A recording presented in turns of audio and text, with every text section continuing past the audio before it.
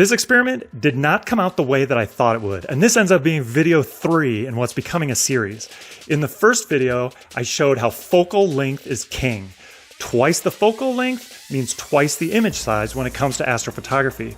And in the second video, I showed that to get the full 2,350 millimeters of focal length out of the Celestron C9.25, you have to have the proper back focus distance of 139 millimeters. Anything shorter than that, and you're shortchanging yourself on the capabilities of the telescope.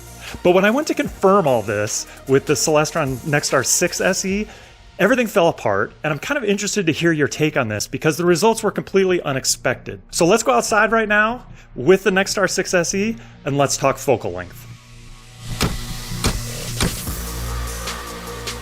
I'm going to start off with just the camera plugged directly into the back of the telescope, which is what I did last time. I know this is going to come up to be less than the 1,500 millimeters that's prescribed for the telescope because we did this in a previous video. But then I'm going to put the prescribed 127 millimeters of back focus onto this and show you what that does to the focal length and thus the magnification of the telescope.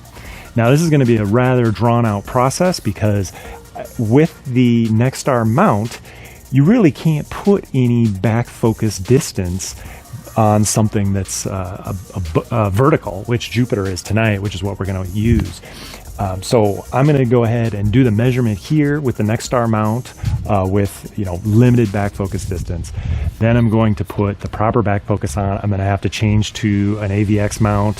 For me, it's an AGT mount, an equatorial mount, to be able to get that distance from the back of the telescope to be able to plug this bad boy in.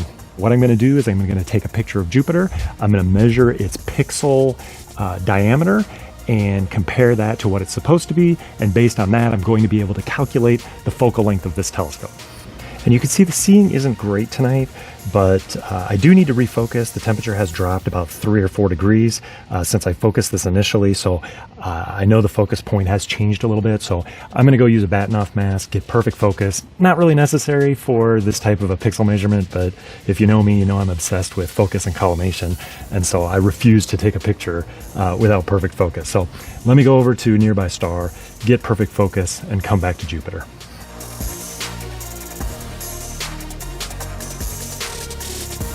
Okay, that looks like really good focus. Definitely good enough for what we're doing here tonight, so let's go back to Jupiter.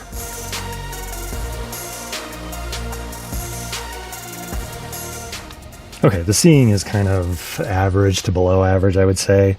We're just going to grab 3,000 frames really quick. We'll do a quick process and a quick pixel measurement.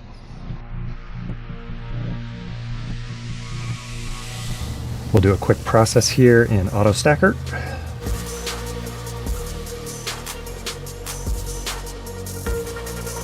And we'll do a quick Registax to sharpen it up.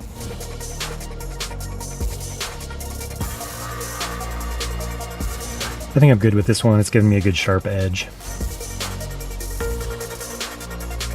And we'll bring this over to GIMP for a pixel measurement. Okay, not a real great picture, but good enough for a pixel measurement. I'm going to call that about 140 pixels. And now we need to figure out what it's supposed to be. And to do that, we're going to launch Stellarium and look at the apparent diameter of Jupiter tonight. Okay, Jupiter's apparent diameter is 40.26 seconds. Drum roll here, we have apparent diameter is 40.26. And the pixel count was 140. And focal length is 1435, so that's pretty close to the 1,500 millimeters that Celestron talks about. Now remember though, this is nowhere close to the proper back focus distance.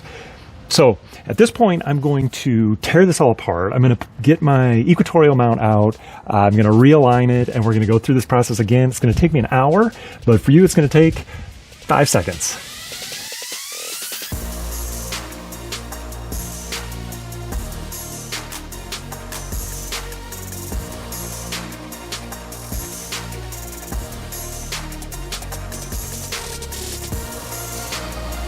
Okay, I think that was the first time I've ever done a complete swap out of a mount in the middle of the night. That was fun. Okay, let's get back into it. We've got Jupiter in our viewfinder right now. It's out of focus. The temperature of the scope has gone down about 5 degrees, which is significant as far as focus is concerned.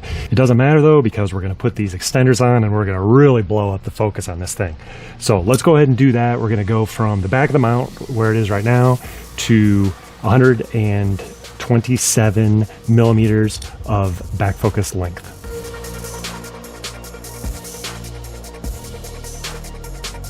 Okay, so now we have the proper 127 millimeters of back focus distance.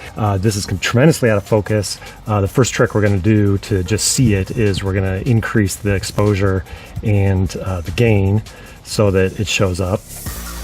Okay, so now you can see it, and to get this in focus, we're gonna have to do a huge counterclockwise move on the focus knob. And for some unknown reason, the clockwise button here is the one that moves the focuser counterclockwise, so that's the button I'm gonna hit.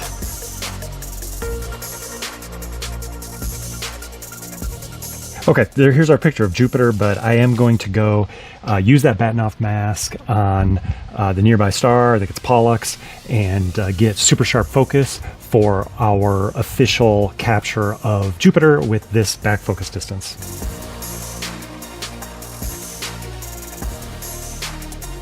I think this focus is about as good as I'm going to get. Let's go over to Jupiter.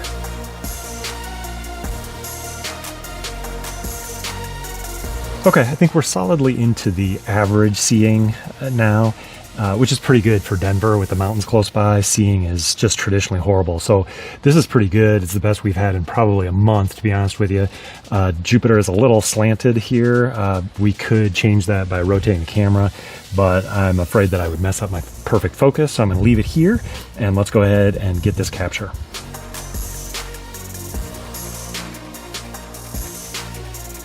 Okay, let's go ahead and process that. Do an auto stacker first. And let's put the output of that into Registax. And I'm just going to use the same processing algorithm I used on the previous picture. That looks pretty good. That actually looks really good. Okay, let's drag that Registax picture into GIMP. Let's do that pixel measurement. Okay, drum roll, this should be bigger than 140, but how big is it? That is 164 pixels. Let's just do another little measurement here. 163.6, so yeah, we'll call that 164. Now drum roll, let's see what the focal length of our telescope is with the proper back focus distance with our calculator. So we were at 140, now we're at 164.